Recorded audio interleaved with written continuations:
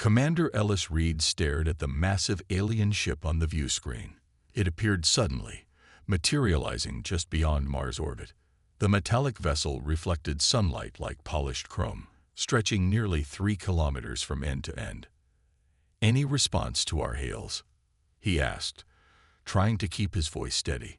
Lieutenant Amy Brooks shook her head. "Nothing, sir. We've tried all frequencies and even attempted mathematical sequences.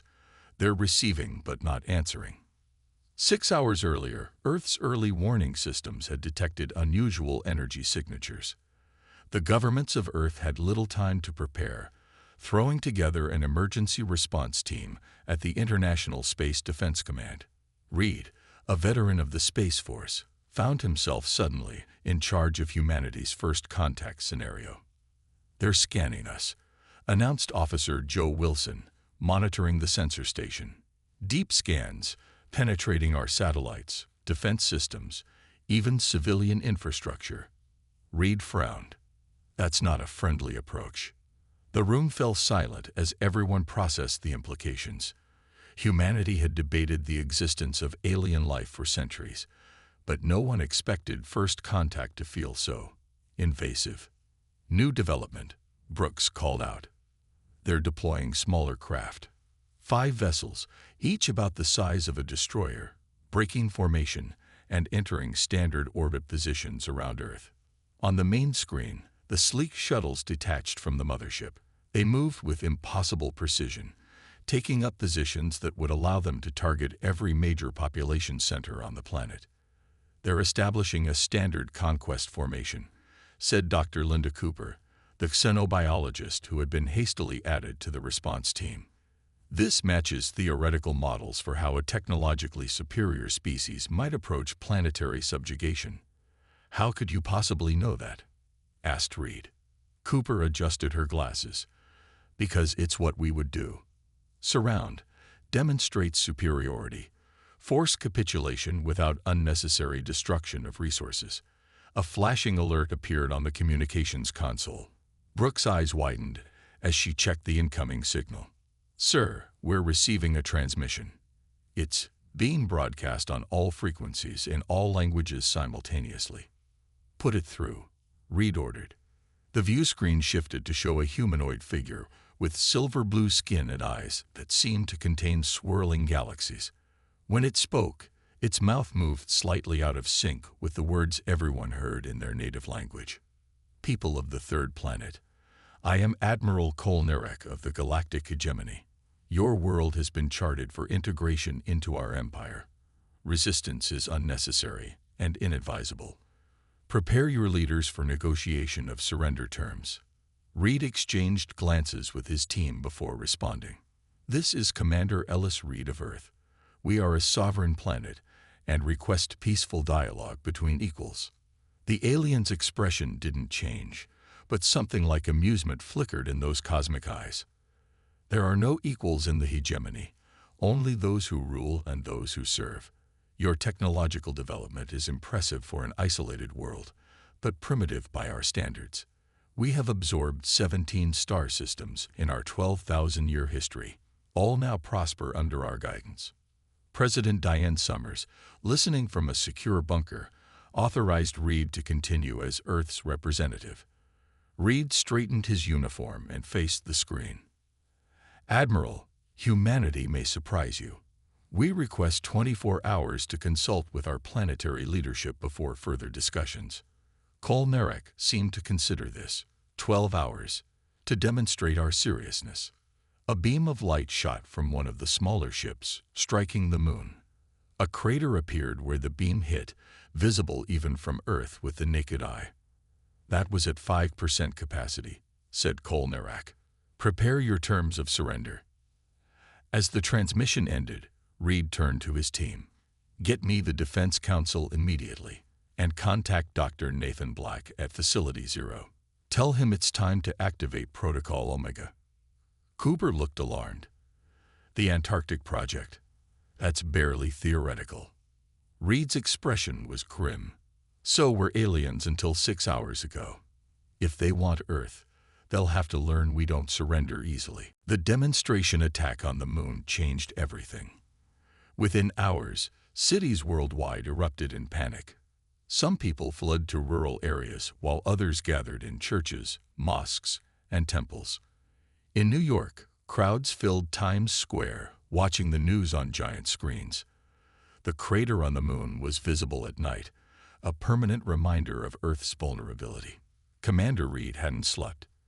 He sat in the war room beneath the Pentagon, surrounded by military leaders from major nations. The rivalry between countries seemed trivial now. "Protocol Omega is our only option," said General Iron Scott, pounding her fist on the table. "We can't match their firepower with conventional weapons."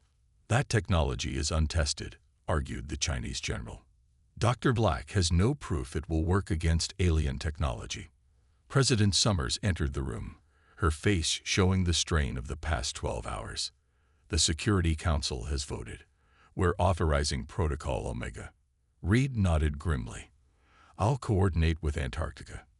The secure video link connected to Facility Zero, buried deep under the ice.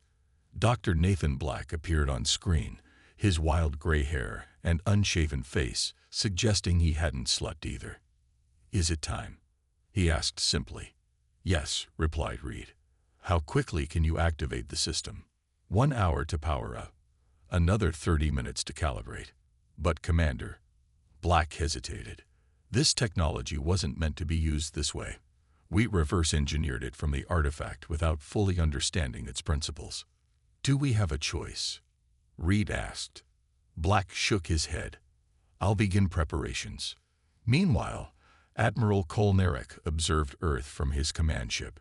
The primitive planet intrigued him. Most worlds surrendered immediately after a demonstration. Earth's leaders were still discussing terms, asking for more time. It might be necessary to provide another demonstration of hegemony power. "Admiral," reported his second-in-command, "we're detecting unusual energy readings from the southern polar region." "What kind of readings?" "Unknown, sir. The energy signature doesn't match any known technology in our database." Kolnarek frowned. "Target that location." "Limited strike only.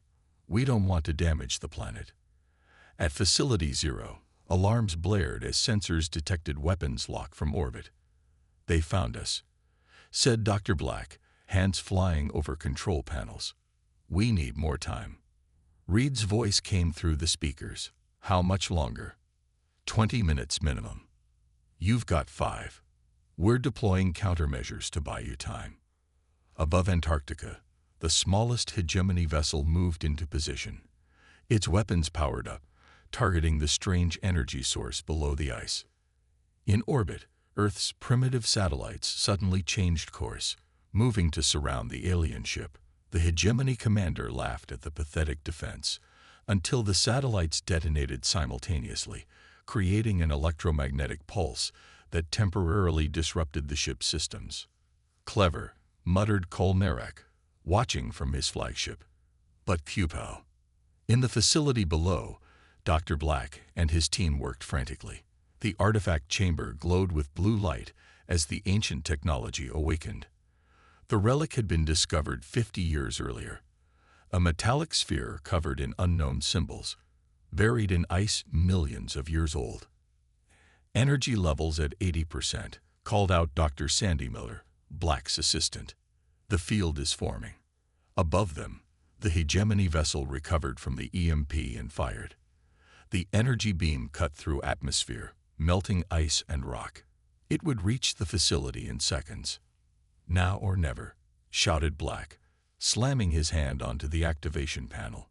The artifact pulsed once, twice, then emitted a dome of transparent energy that expanded outward. When the hegemony's weapon struck the dome, the beam didn't explode or ricochet. Instead, it simply vanished, as if it had never existed. Then the dome expanded further, engulfing the attacking ship.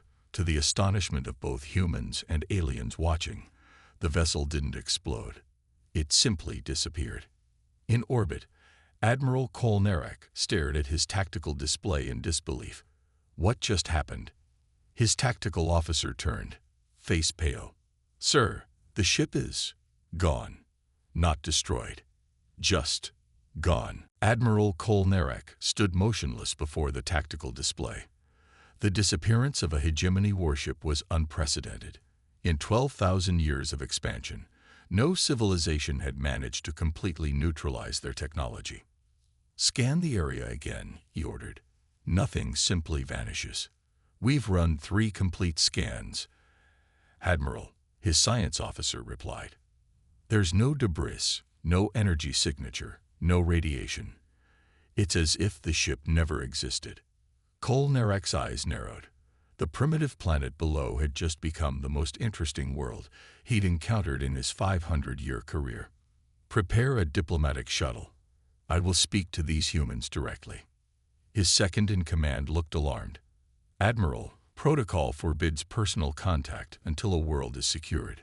This world has just destroyed one of our destroyers with technology we cannot comprehend. Kolnarek replied coolly.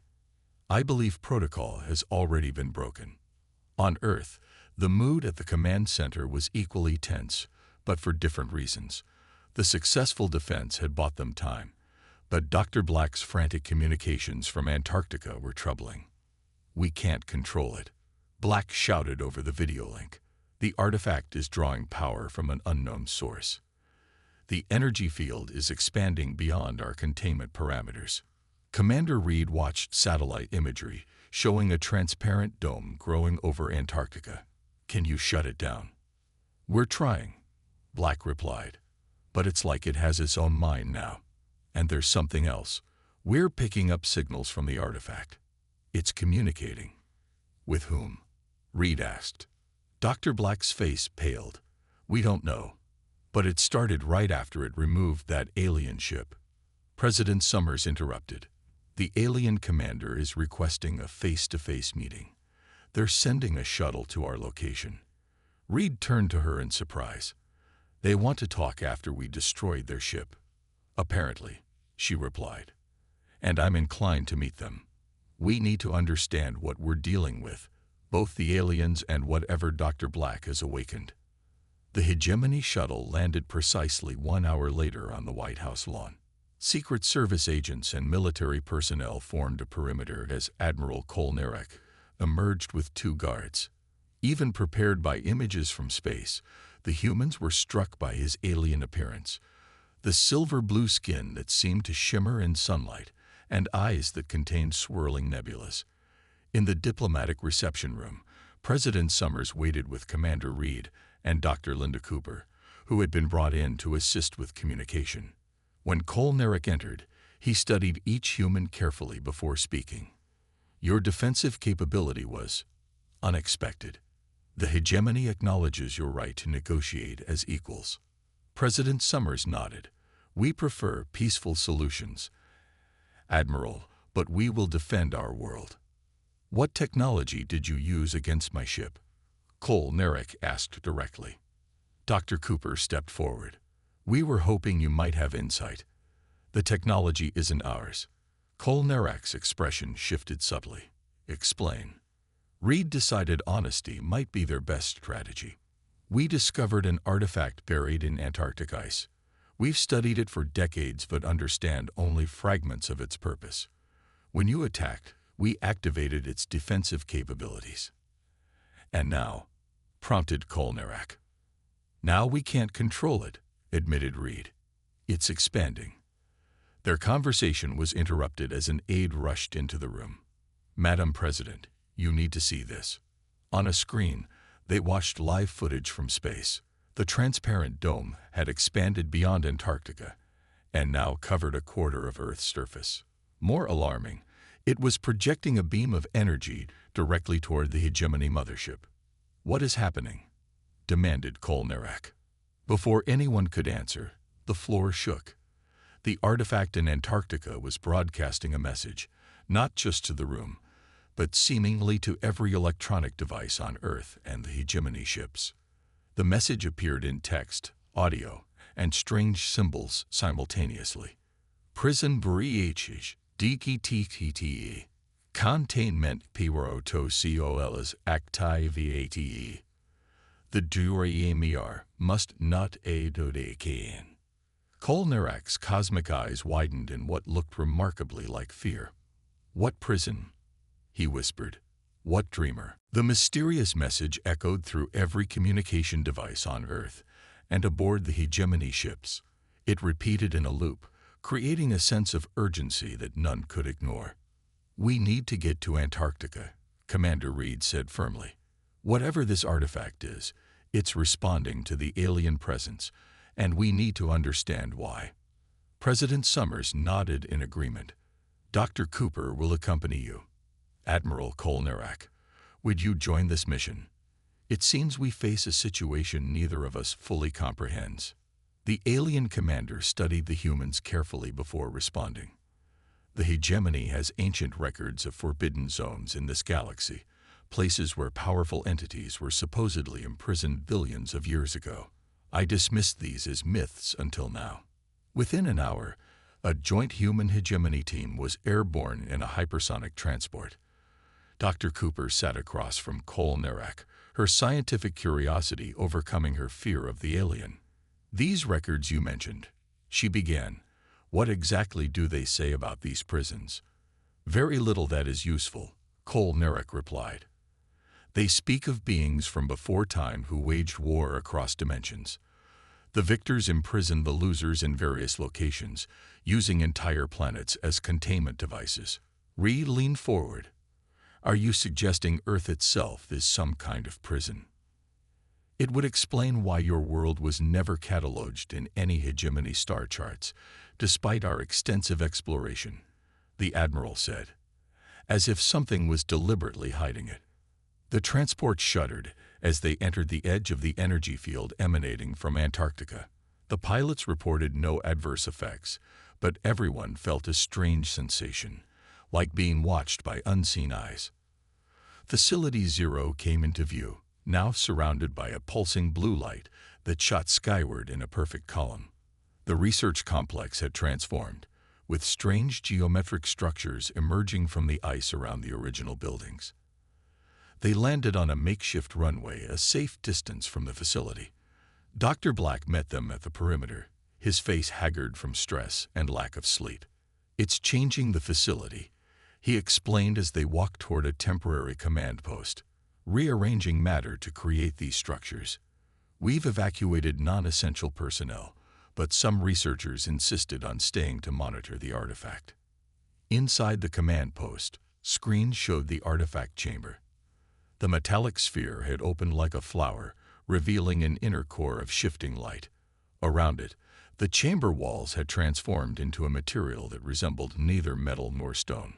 The artifact started responding differently when your ships arrived. Dr. Black explained to Kolnarak. It's as if it recognized your technology. Or feared it, the Admiral responded quietly. A young researcher rushed into the command post. Dr. Black, the artifact is projecting an image. On the main screen, they watched as the shifting light from the artifact's core formed a three-dimensional star map.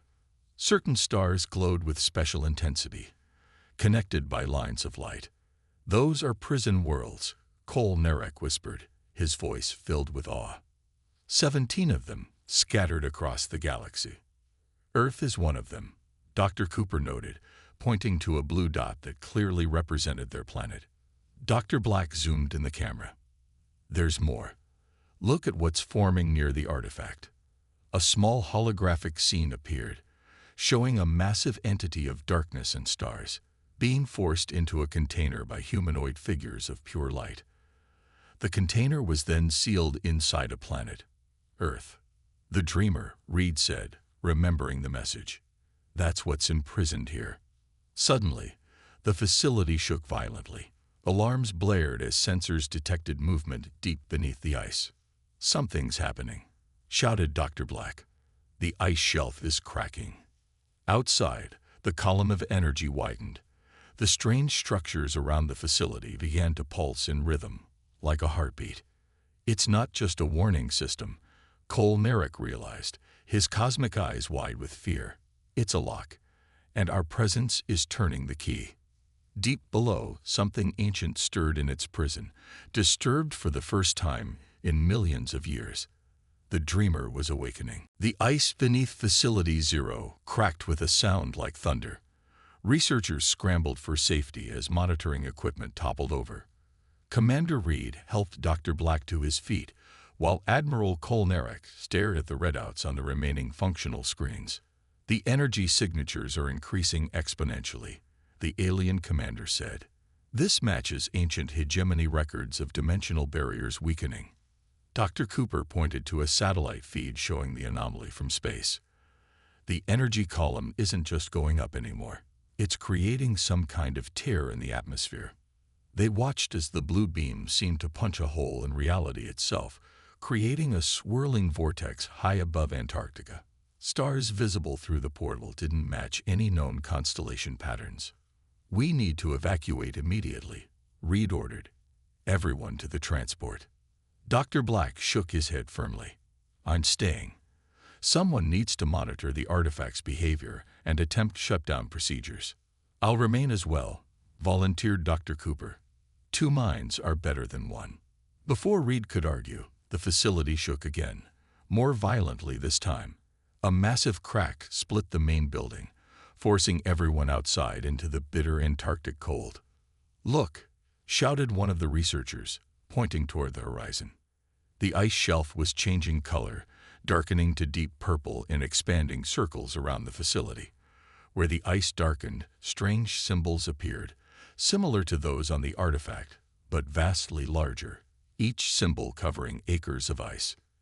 "It's the containment script," Kolnarek said, his voice hushed with awe. "The prison's full systems are activating." A deafening rumble drew their attention skyward. The vortex above had widened, and something was visible through it, a darkness deeper than the void of space, moving like liquid smoke. "The dreamer," whispered Dr. Black. "It's reaching through." Commander Reed made a quick decision, new plan. "Dr. Black, Dr. Cooper, what would happen if we destroy the artifact?" "Impossible to say," Cooper replied. "It might stop the process or accelerate it. The artifact isn't the source," Kolnarek interjected. "It's merely an interface for the larger prison system. Destroying it would be like removing the control panel from a dam. The dam remains, but you lose the ability to manage it." Another violent tremor knocked several people off their feet. The darkness from the vortex extended further, reaching down like a tentacle toward the facility. "We don't have much time," Reed said. "Admiral, can your ships target that vortex?" Kolnarek shook his head. "Our weapons would pass through it harmlessly. It exists partially in another dimension." Dr. Black's eyes suddenly widened. The artifacts were designed to communicate with whatever built this prison.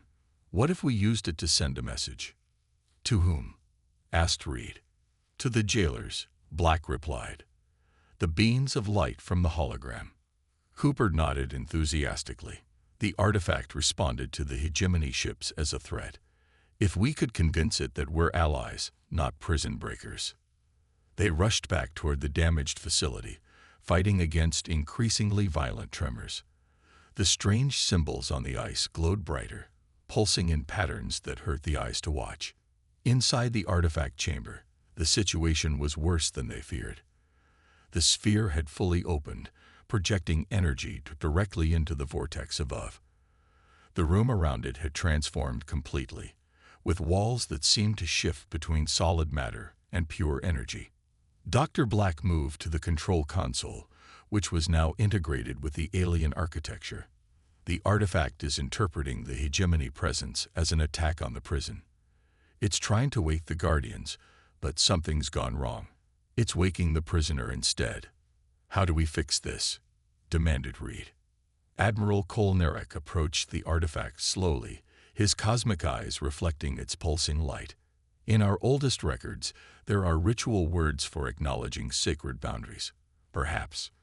He spoke in a language none of the humans had heard before, sounds that seemed impossible for any throat to produce. The artifact's pulsing changed rhythm immediately. The chamber filled with swirling light as new holographic images appeared around them.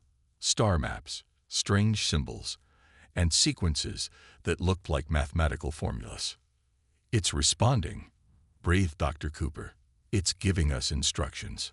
Outside, the tentacle of darkness from the vortex paused in its descent, as if confused. For the first time since the crisis began, they had a chance to prevent catastrophe. But the question remained, at what cost? The holographic instructions swirled around them, shifting between symbols, equations, and images too quickly for human eyes to process. Dr. Cooper recorded everything with her tablet, while Dr. Black tried to make sense of the patterns.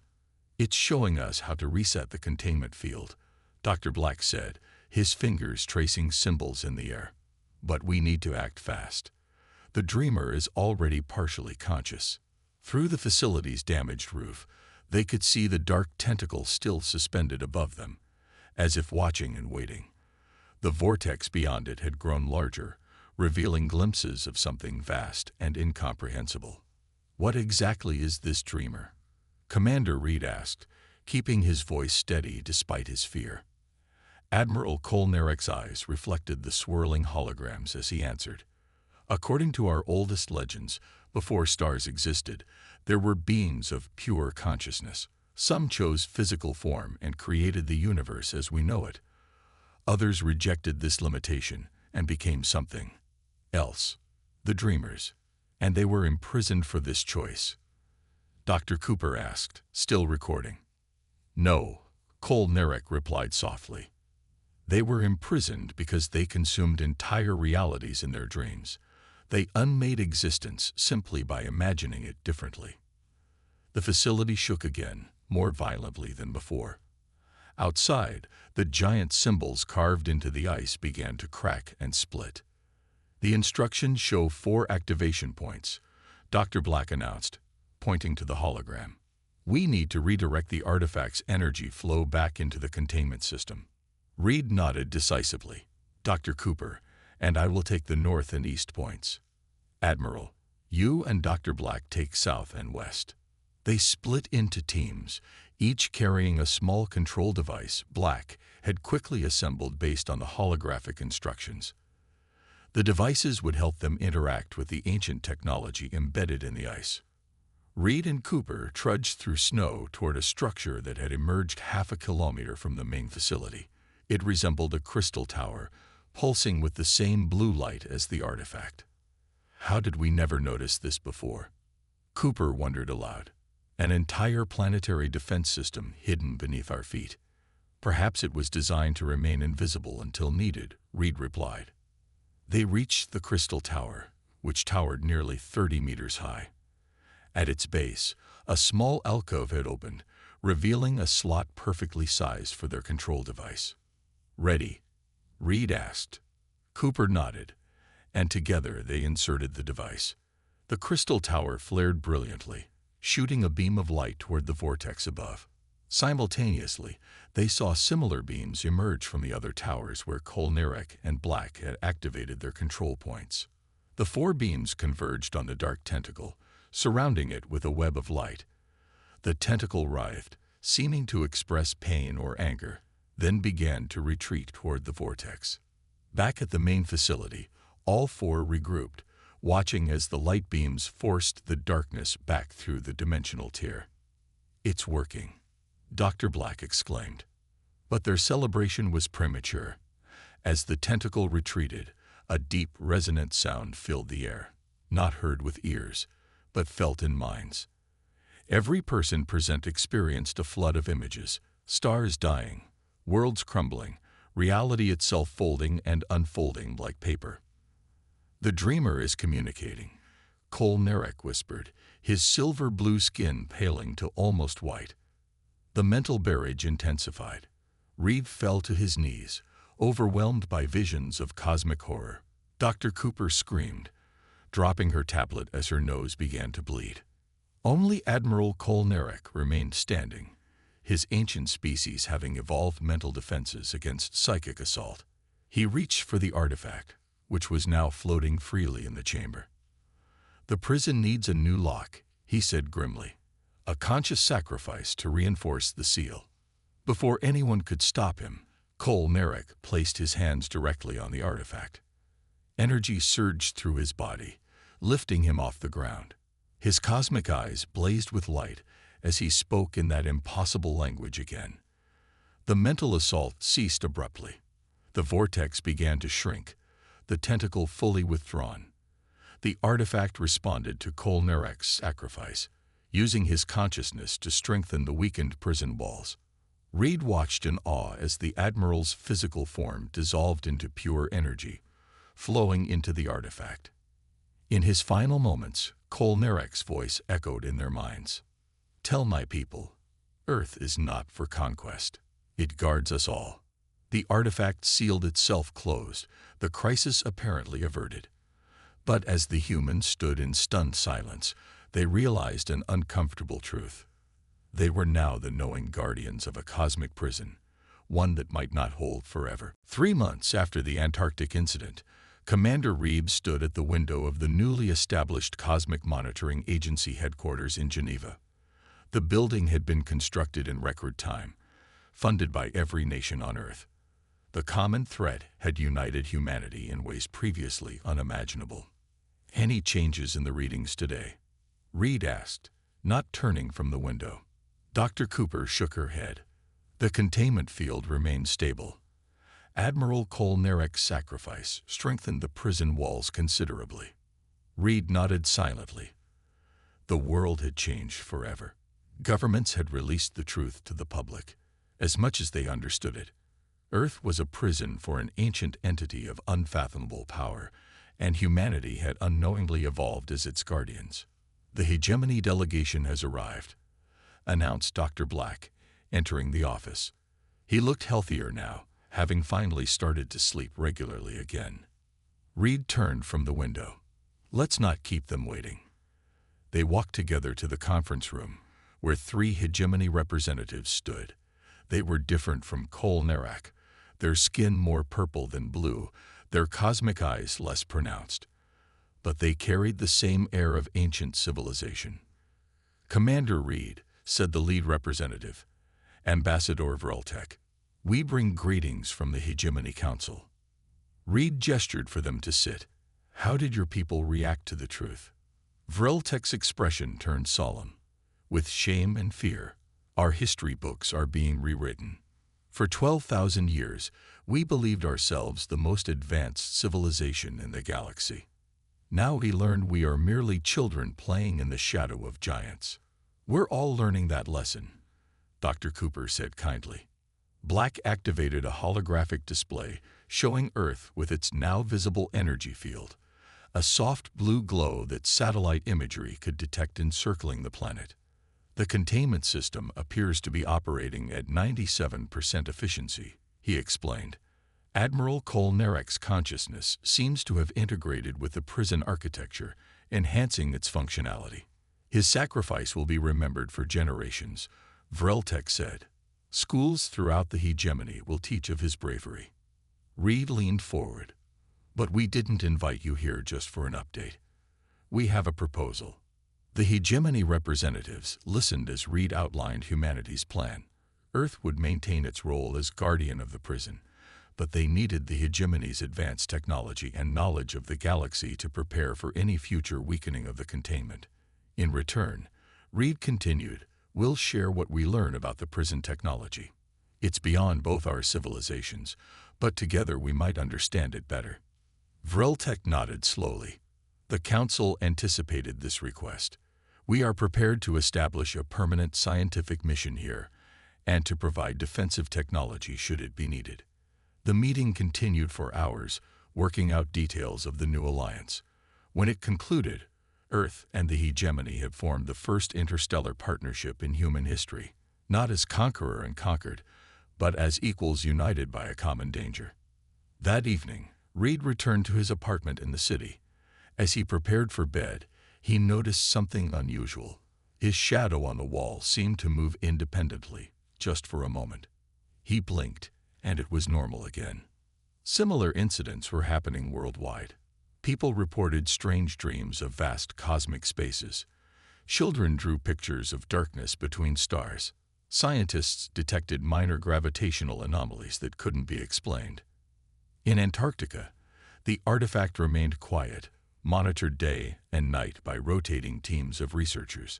But sometimes, when no one was watching, it pulsed with inner light, as if communicating with something far away. And deep within the prison that was Earth, the dreamer stirred in its sleep. The reinforced walls would hold for now, perhaps for millions of years more. But the entity was patient. It had dreams of freedom, of stars and planets and civilizations yet unborn. One day, it knew, the prison would weaken again. One day, the dreamer would awaken fully. And on that day, reality itself would be remade. Until then, it waited and watched through the eyes of unsuspecting humans who sometimes, just briefly, caught glimpses of a universe far stranger than they could imagine.